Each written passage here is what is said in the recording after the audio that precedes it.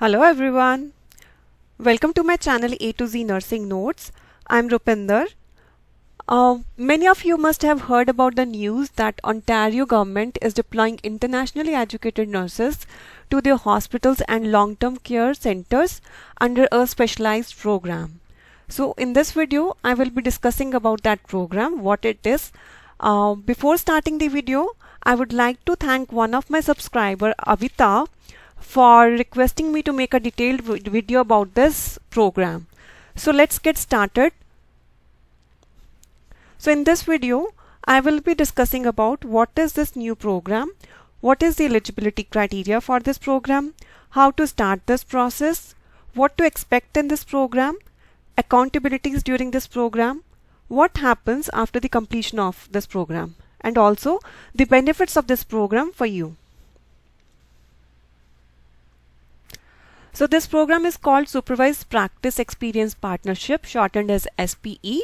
It is a collaboration between the CNO, that is the College of Nurses of Ontario, Ontario Health and CNO approved organizations, that is the hospitals and long-term care centers approved by CNO. So this program, it came into existence to meet the nursing personnel shortage amid COVID. Program eligibility. All the CNO applicants who have met all the requirements except for the language proficiency or the evidence of practice, they are eligible for this program. Now I want to clarify two things here. First of all, this program is for all the CNO applicants, not only for the internationally educated nurses, but all the applicants who have applied to the CNO for registration, but some of their requirements are not met, right? And another thing is that you will be eligible only if you are left with the language proficiency and the evidence of practice proficiency. You have to meet all other requirements like the nursing education registration exam. You must have given the jurisprudence exam. You should be authorized to work in Ontario. So you should meet all other requirements. How to get yourself registered for this program? So all the eligible applicants, they would have received an email from CNO to express their interest in the program. So you have to fill and submit the intake form for this program, and CNO must confirm your eligibility before you proceed for this program. Now once your eligibility is confirmed by CNO and you have submitted the intake form of SPE, the Ontario Health, it will match you with the approved organizations, like maybe according to your location or availability or whatever criteria, and then they will be sharing. Once you are given allotted the organization, you will have to share the confirmation of eligibility by the CNO with the organization before starting the program, right? If you have not received an email from CNO and you think that you are an eligible applicant, then you may contact CNO on this email, that is spe@cnomail.org. Now what to expect in this program? I will be discussing a brief outline of what may be the normal procedure like. So at the very initial phase, you will be going through an orientation process because like you have already been assigned to an organization. So it is the responsibility of the organization to get you familiar with the organization, its practice settings and policies, and what to expect during this program. Next, you will be provided with a mentor or a supervisor, you can say, and your learning needs will be assessed, your learning goals will be identified, and based on that a learning plan will be developed for you. You will have to complete a minimum practice experience of 140 hours under supervision, which will be extended based on your learning needs and goals and any gaps which are assessed by your supervisor.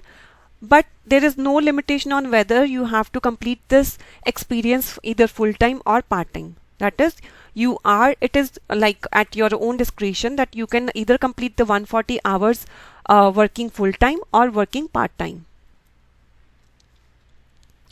You will be gaining a relevant current nursing practice experience under the supervision of a nurse practitioner, RN or RPN supervisor.